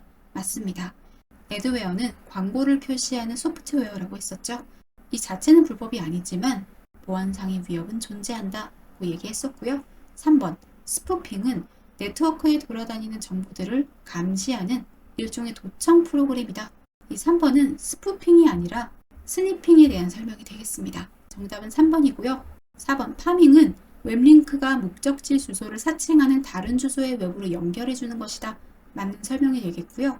이 파밍은 새로운 피싱 기법 중 하나라고 했습니다. 정확한 웹페이지 주소를 입력해도 가짜 웹페이지에 접속하게끔 유도해서 개인정보를 훔치는 거라고 얘기했죠. 마지막 5번. 핵티비즘은 정치적인 목적을 위한 사이버 반달리즘과 정보 도용이다. 맞는 설명입니다. 첫 번째 문제입니다. 빅데이터의 핵심 특성 3가지를 바르게 나열한 것을 묻고 있습니다. 빅데이터는 규모가 방대하고 매우 빠른 속도로 생성되며 텍스트, 영상, 음성처럼 다양한 형태로 존재한다고 했죠. 그래서 정답은 4번. 데이터 규모, 속도, 다양성이 되겠습니다. 빅데이터 특성을 3가지로 보기도 하지만 때에 따라서는 5가지로 얘기하기도 하는데요. 데이터 규모, 속도, 다양성과 더불어 정확성과 가치까지 언급되는 경우가 있기 때문에 참고로 알아두시면 되겠습니다. 다음 문제입니다. 글상자의 설명에 해당하는 용어를 묻고 있습니다. 일반적으로 빅데이터로부터 정보를 추출하는 방법을 얘기한다. 빅데이터와 같은 거대한 자료로부터 특정한 규칙을 발견해내는 컴퓨터 처리 작업이다. 이 설명은 바로 3번 데이터 마이닝에 관한 설명입니다. 마이닝은 채굴하는 것, 땅속에 묻혀있는 광물을 캐내는 작업이라고 했고요. 이 단어가 데이터와 만나서 방대한 데이터 속에서 가치 있는 정보를 추출하는 것을 데이터 마이닝이라고 한다라고 정리를 했었습니다. 다음 문제입니다. 2025년 5월에 출제된 문제고요. 기억은 데이터 분석 및 의사결정을 지원하는 시스템으로 대량의 데이터를 빠르게 분석하고 다차원적으로 조회할 수 있도록 지원하는 기술이다. 자, 여기서 키워드는 다차원적으로 조회한다 라는 건데요. 이 개념은 우리가 지난 강의에서 데이터 웨어하우스를 공부할 때 학습한 개념입니다. 이 기억은 OLAP가 되겠습니다. 글상자 마저 읽도록 하겠습니다. 주로 데이터 웨어하우스와 연계하여 사용하며 기업이 데이터를 수집, 분석 및 시각화하여 의사결정을 지원하는 기술과 프로세스의 집합인 니은 시스템의 핵심 요소다. 신융합 기술을 공부할 때 BI와 BA를 비교해서 공부를 했었죠. 이렇게 OLAP를 분석 도구로 활용하는 경우는 BI였습니다. 그래서 정답은 1번 되겠습니다. 다음 문제입니다. 비즈니스 애널리틱스의 유형에 대한 설명으로 옳지 않은 것을 묻고 있습니다. 1번. 대시보드는 데이터 분석 결과에 대한 이용자 이해도를 높이기 위한 데이터 시각화 기술이다. 맞는 설명이 되겠고요. 2번 스코어 카드는 데이터베이스로부터 정보를 추출하는 주요 메커니즘이다. 2번이 틀린 설명이 되겠습니다. 이 스코어 카드는 핵심 성과 지표, 즉 목표를 시각화하는 기술이었고요. 데이터베이스로부터 정보를 추출하는 주요 메커니즘은 쿼리에 대한 설명이 되겠습니다. 정답 2번 되겠고요. 3번 데이터 마이닝은 대규모 데이터를 분석하여 숨겨진 상관관계 및 트렌드를 발견하는 기법이다. 맞는 설명이 되겠습니다. 4번 리포트는 비즈니스에서 요구하는 정보를 포맷화하고 조직화하기 위해 변환시켜 표현하는 것이다. 맞는 설명이 되겠고요. 5번입니다. 알림은 특정 사건이 발생했을 때 이를 관리자에게 인지시켜주는 자동화된 기능이다. 맞는 설명입니다. 다음 문제입니다. 클라우드 컴퓨팅에 관한 문제인데요. 클라우드 컴퓨팅에서 제공하는 서비스 중에서 사용자가 소프트웨어를 개발할 수 있는 토대를 제공해주는 서비스 모델을 묻고 있습니다. 소프트웨어를 개발할 수 있는 토대, 이것은 바로 플랫폼을 얘기하는 거죠. 그렇기 때문에 정답은 4번 파스가 되겠습니다. 다음 문제입니다. 괄호 안에 공통적으로 들어갈 용어를 묻고 있습니다. 이것은 중앙 서버가 없이 노드들이 자율적으로 연결되는 P2P 방식을 기반으로 각 노드의 데이터를 분산 저장하는 데이터 분산 처리 기술이다. 자, 여기서 핵심 개념이 다 나왔습니다. 일단 중앙 서버가 없다라는 것, 그리고 데이터를 분산 저장한다. 이 키워드를 통해서 4번 블록체인을 바로 골라주셔야 되는데요. 이 블록체인은 데이터를 블록 단위로 저장을 해서 이를 체인 형태로 연결해서 관리하는 걸 얘기했습니다. 중앙 시스템이 존재하지 않는 완전한 탈중앙 시스템이며 장부에 해당되는 블록체인은 누구에게나 공개되어 투명성을 보장하고 독특한 구조적 특징에 기인하여 데이터의 무결성을 보장한다. 여기서 무결성은 정보를 전달하는 과정에서 위조나 변조가 없는 걸 얘기하죠. 분산된 장부는 네트워크에 참여한 각 노드들의 합의 과정을 거쳐 데이터 일치에 도달하게 된다. 이것은 블록체인에 대한 설명이었습니다. 다음 문제입니다. 글상자에 해당하는 개념을 묻고 있습니다. 모든 디바이스가 정보의 뜻을 이해하고 논리적인 추론까지 할 수 있는 지능형 기술로 사람의 머릿속에 있는 언어에 대한 이해를 컴퓨터 언어로 표현하고 이것을 컴퓨터가 사용할 수 있게 만드는 것이다. 이 설명은 바로 3번 시멘틱 웹에 대한 설명이 되겠습니다. 여기서 시멘틱이라고 하는 것은 의미라고 했었죠. 정보의 뜻, 즉 의미를 이해하고 논리적인 추론까지 할 수 있는 지능형 기술, 시멘틱 웹이 되겠습니다.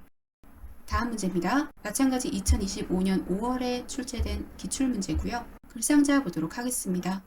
해외 온라인 쇼핑 기업인 피사는 소비자 데이터를 기반으로 바로 생산 주문하는 이 모델을 활성화해 중소기업들의 경쟁력을 높이고 있다.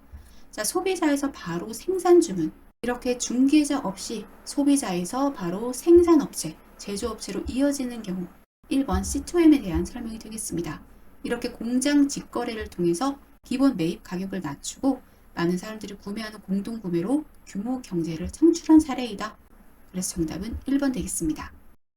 오늘의 마지막 문제입니다. 고객이 구매를 많이 하도록 특정 품목을 매장의 어떤 선반이나 진열대에 어떻게 배치해야 하는지를 보여주는 다이어그램으로 옳은 것을 묻고 있습니다. 이 다이어그램은 바로 1번 플래노그램에 대한 설명이 되겠습니다. 상품을 어떻게 진열하고 배치할 것인지 알려주는 배치도가 되겠습니다. 참고로 2번 PC본 다이어그램 같은 경우는 이 다이어그램 모양이 물고기 뼈와 비슷하다라고 얘기를 했었죠. 그래서 문제의 근본 원인을 분석해서 시각화한 후 이것을 바탕으로 품질 관리 및 프로세스를 개선하는 경우를 얘기했습니다. 이상 핵심 기출문제 10강이 모두 끝났습니다. 모든 학습자분들 정말 고생 많으셨고요. 유통관리사 2급 시험에 모두 합격하실 수 있도록 진심으로 응원하겠습니다.